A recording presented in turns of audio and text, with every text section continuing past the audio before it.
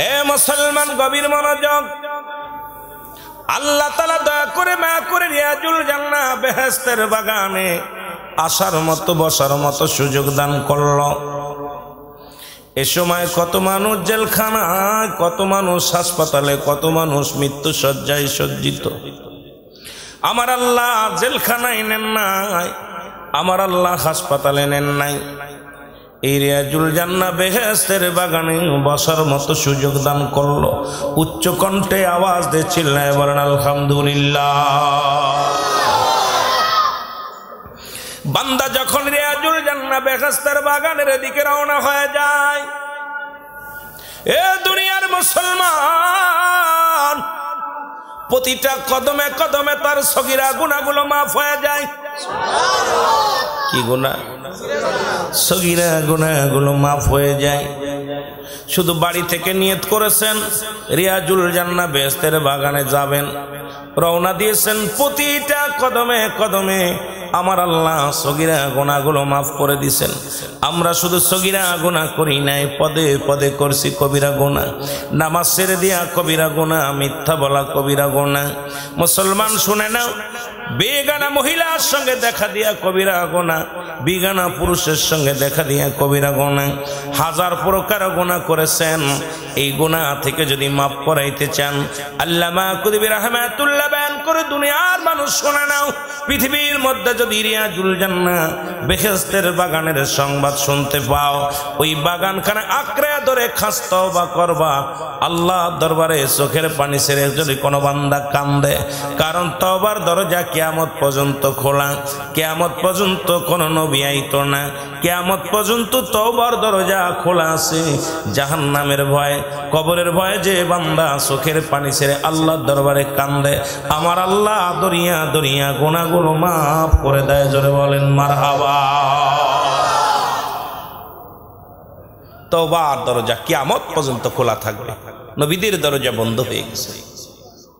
তাহলে আজকে একটা জান্নাতের বাগানে বসলাম, জাহান্নাম থেকে বাঁচার একটা উপায় পাইলাম, ঠিক কি না? গুনাহ থেকে মাপের একটা উপায় পাইলাম। এ বান্দা, পৃথিবীর মধ্যে আসার একটা সিরিয়াল আছে, যার কোনো সিরিয়াল নাই। আসেন কথা বলেন, আছে কি না? দেখা যায় সন্তানের লাশ বাবার কাঁধে, বাবার লাশ সন্তানের কাঁধে। যে সন্তান তার বাবার লাশ কাঁধে নিচে, সেই সন্তান জানে এই পৃথিবীর মধ্যে তার বাবার লাশটা কত ভারী। যে বাবা তার সন্তানের লাশ কাঁধে নিচে, সেই বাবা জানে সন্তানের লাশ কত ভারী। এই পৃথিবীর মধ্যে আসার সিরিয়াল আছে, যার কোনো সিরিয়াল নাই। মানুষের মৃত্যু হয় দুইটা টাইমে, একটা হলো রাতের বেলা, একটা হলো দিনের বেলা।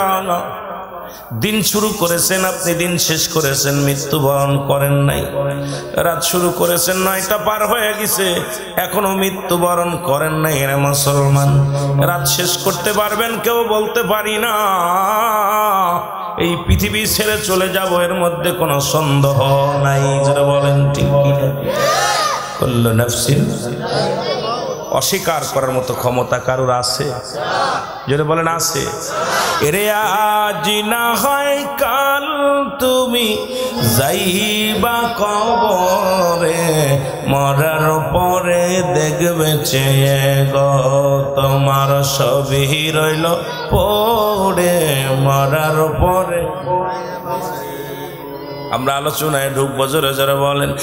আজ না হয় কাল তুমি যাইবা কবরে, মরার পরে দেখবে চেয়ে গো তোমার সবই রইল, মরার পরে দেখবে চেয়ে। দাদাই গিয়েছে, বাবাই গিয়েছে, কেউ আইলো না ফিরে, তোমার তো যাইতে হবে গো ভাই অন্ধকার কবরে, তোমার তো যাইতে হবে গো। ঠিক কিনা? মরণ নাই কার কার? একটু হাত তোলেন দেখি। কয়টা মানুষ? রাসূল বলে লাইয়া মউত, যারা আল্লাহর মাহবুব বান্দা হয় তাদের মৃত্যু নাই, টেনশন নাই। মেরকাত শরীফ মেরকাতের 10ম খণ্ড 722 নম্বর পৃষ্ঠা, তাফসীরুল বায়ান 5ম খণ্ড 524 নম্বর পৃষ্ঠা। রাসূল বলে আলা সাবধান, ইন্না নিশ্চয়, আলা ইন্নাহু মিনাল্লাহি, আল্লাহর তরফ থেকে যারা আল্লাহর মাহবুব বান্দা হয়ে যায়, লা ইয়ামুত, তাদের মৃত্যু নাই। আশিক হইতে হবে, রাসূলের আশিক হইতে হবে, গোলাম হইতে হবে আমার আল্লাহর। জোরে বলেন ঠিক কিনা, আরো জোরে বলেন ঠিক কিনা। রিয়াজ না হয় কাল তুমি যাইবা কবরে, মারার পরে দেখবে চেয়ে গো তোমার সবই রইল, মরার পরে দেখবে চেয়ে গো তোমার সবই রইল, মরার পরে দেখবে চেয়ে। এরে দাদাই গিল বাবাই গিল, কেউ আইলো না ফিরে, কোনদিন জন যাইতে হবে গো ভাই, তোমার তো যাইতে হবে গো ভাই, অন্ধকার কবরে তোমার তো যাইতে হবে। এ দুনিয়ার মুসলমান,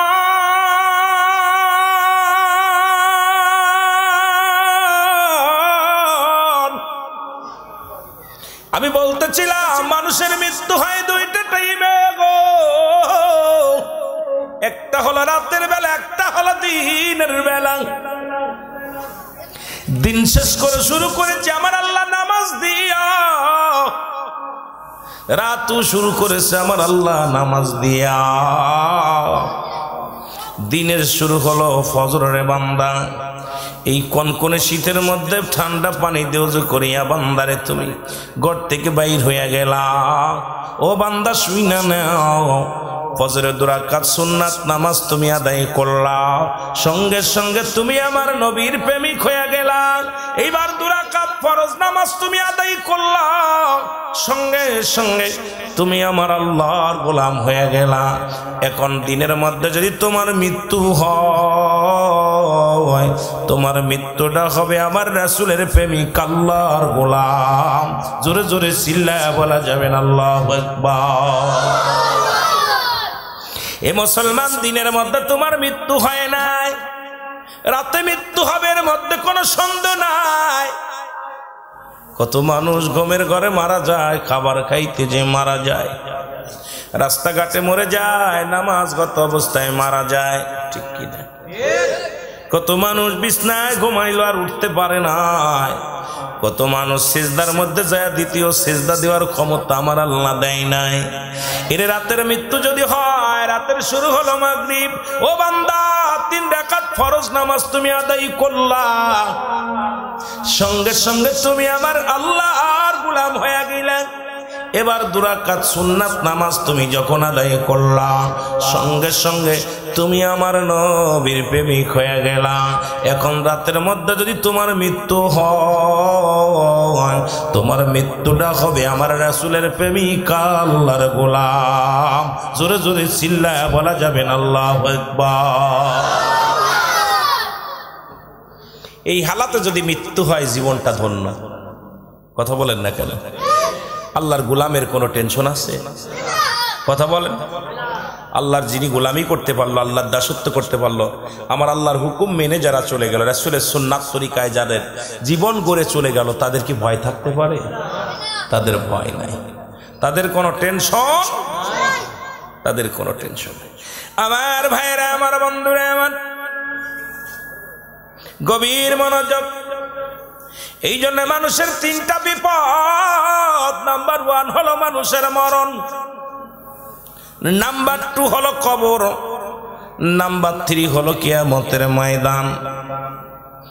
বাজান রে, দুনিয়ার মধ্যে 1 নাম্বার বিপদ হলো মানুষের মরণ। আল্লাহু আকবার।